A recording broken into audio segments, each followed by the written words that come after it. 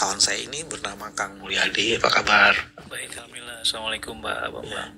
Memang harus rapi terus begini? Aduh, kalau saya memang di sektor keuangan ya harus rapi. Teman-teman, Kang Mulyadi ini adalah salah satu anggota DPR. Dia dari fraksi Gerindra. Baru saja dipindahkan dari Komisi 6 ke Komisi 11. Komisi di mana ada Pak Purbaya. Tapi yang saya mau cerita bukan soal itu. Kang Mulyadi ini, saya biasa manggil Kang Mui, itu membantu orang-orang hebat dan dahsyat membuat revolusi energi terutama di bahan bakar. Baru-baru ini dia membuat atau launching apa namanya? Bobby Boss.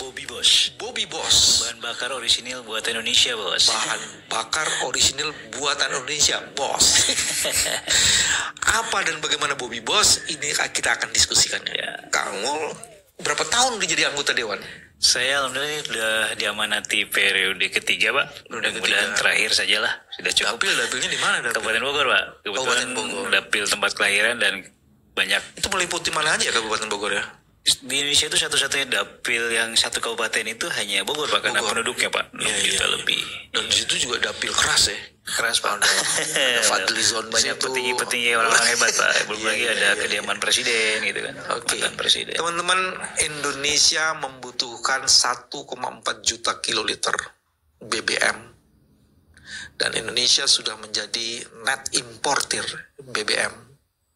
Dan kebutuhan ini terus meningkat dengan seiringnya tahun berjalan. Revolusi industri membuat energi dan BBM yang murah itu menjadi keniscayaan. Dan baru-baru ini Kang Mul di 2 November meluncing Bobby Boss. Bisa diceritain nggak sih Kang? Ini sejak tahun 2014 kan sebenarnya Kang Mul sudah teriak-teriak mengenai revolusi energi ya, revolusi. Betul. Itu bagaimana ceritanya itu sampai? Jadi saya adalah salah satu dewan yang masuk di periode awal Partai Gerindra berkiprah. Dari 26 saya menjadi salah satu. Kemudian partai menugaskan saya masuk di Komisi 6 yang bermitra salah satunya dengan Menteri SDM, PLN dan Pertamina lah ya. Nah, dalam konteksnya, karena kita dalam waktu itu adalah partai oposisi, kita lebih keras untuk menganalisa dan mendalami setiap materi kebijakan pada saat kita rapat. Di sana, karena background saya keuangan gitu, saya dari dunia pasar modal, kita menganalisa dengan cara kita terindikasi ada sesuatu yang tidak clear. Maka pada saat 2014 tidak clear dan tidak clean ya biasanya. Tidak clear dan clean ya. Nah, tapi karena kita partai oposisi, kita suarakan saja. Saya bilang revitalisasi energi Indonesia itu bukan isu, tapi yang menjadi hal penting di Indonesia itu harus revolusi energi, saya bilang.